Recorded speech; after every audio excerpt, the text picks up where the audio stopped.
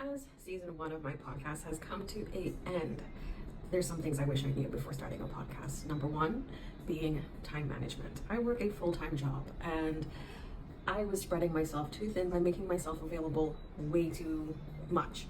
And I found myself, I was already on burnout from my job. My job is not necessarily a stressful job, but it's like it sucks my energy. And I'm also in a transition where I feel like I need to change careers as well. So starting the podcast, I was really stretching myself too thin by allowing just my evening times to be for recording. I did not expect to be that burnt out so fast.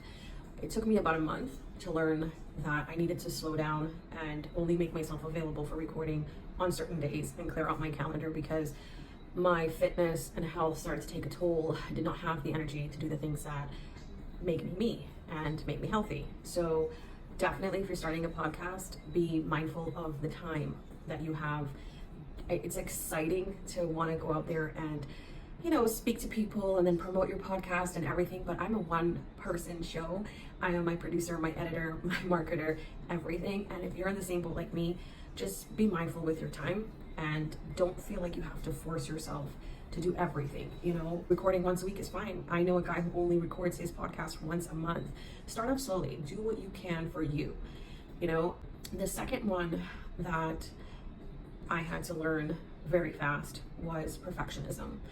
I feel like I have to do everything perfectly, and I was comparing myself to people who had bigger platforms. So get rid of the perfectionism, and I guess this is like a 2-in-1 and comparison.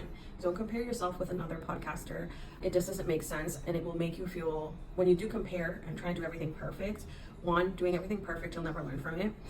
Allow yourself to make mistakes, and then when you compare yourself, you kind of get into a funk where you're just like, oh, well, maybe it's not worth it. And it is worth it because you're learning and you're growing, and the only way you can learn is by failure. So I actually went in with the mindset of like, let me see what I fail in.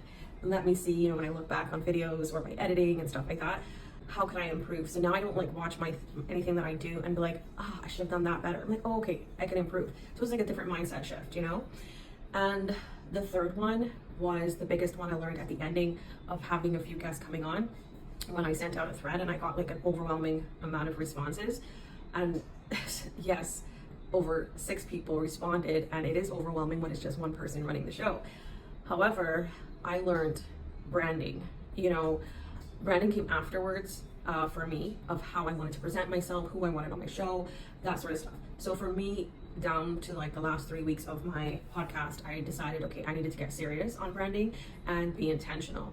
I always said in the beginning, this was definitely a podcast that I was on a journey and a walk with God with, and I'm not going to shy away from that. That's what I believe. And I realized that not everybody deserved, or not everybody needed to be on my podcast. And going into season 2, I'm a bit more intentional. There were times where I felt like, am I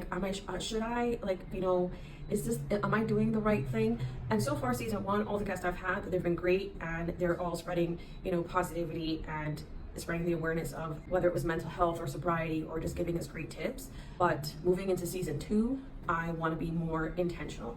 Not just any and anyone is going to be on my season 2 podcast. And I think this is important when you're branding yourself and expanding your business, or even getting into business on the whole. Branding yourself is really important, especially if your face is on it. So this also came to me because I had to say no also, because there's certain conversations just I'm not willing to have.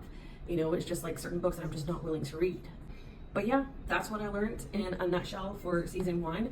And I can go more into this on my YouTube channel, but it was the burnout, comparison, perfectionism, and then branding for me.